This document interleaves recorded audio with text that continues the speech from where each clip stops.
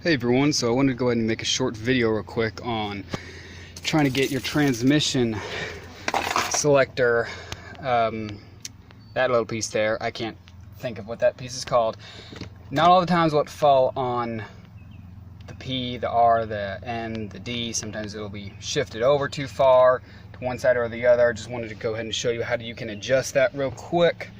I forgot what that little piece is called.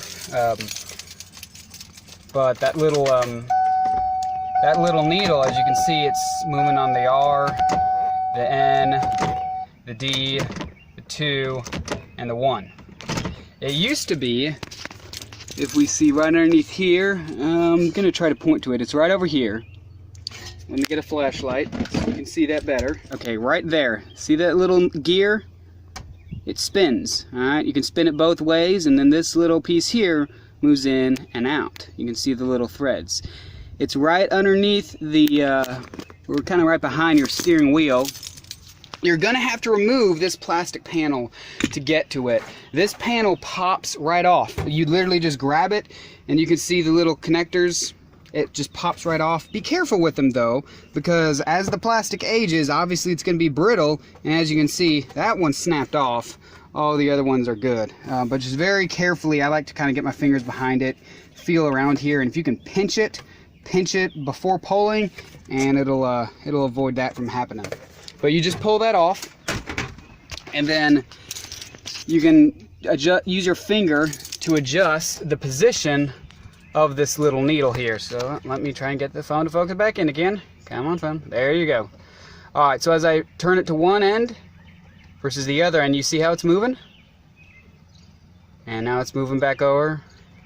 So I want it, I'm just going to tug down on here. Don't have it up, tug it down, because that's where it's going to fall whenever you actually go to select your gear.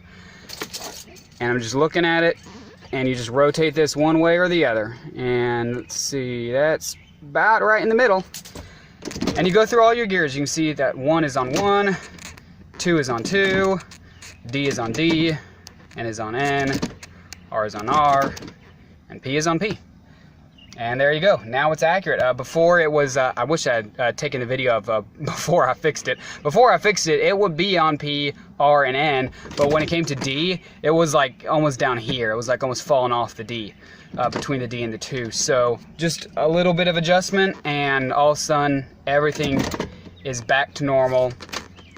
And obviously, as you go through your gears, you're going to need the key either in the run position or accessory mode. I would not advise driving your vehicle while doing this. Obviously, put it in the accessory mode. You don't need the vehicle running to do this. And that is it.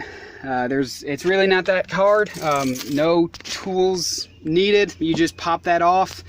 And as I showed you before, that little selector thing just rolls in there, the little knob, whatever it's called. You just roll it back one way, roll it the other way, and that's going to move that little needle just back and forth.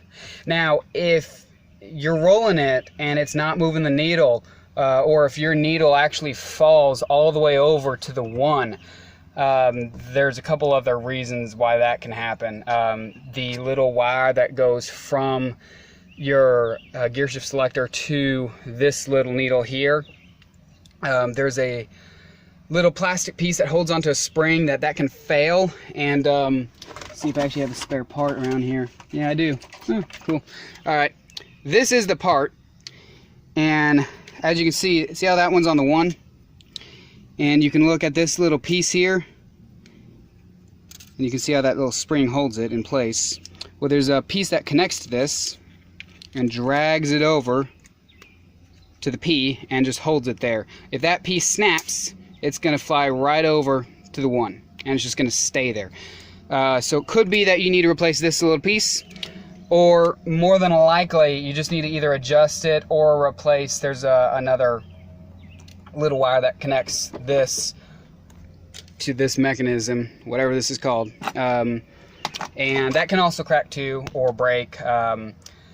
So you just kind of have to fix it with either glue, a zip tie, or just get a replacement part, whatever you can conjure up as your repair.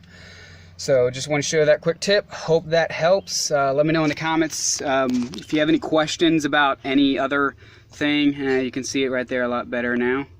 If you have any other questions about anything related to this, or really just questions about Econoline vans in general, I don't mind trying to help. I don't know everything, but I know a little bit of information that might help you out depending on what make, model, and year you got. This is a 2002 Ford Econoline, and the gauge cluster piece in the Econoline actually is shared with a couple of other vehicles as well, and also different year models. So if you don't exactly find that little piece right behind your steering wheel, it might actually be located just somewhere else back here. You just got to look for it, but it might not exactly be in the same place per every make, model, and year of vehicle. But this is pretty much just a standard feature on all the older Ford vehicles. So hope this helps.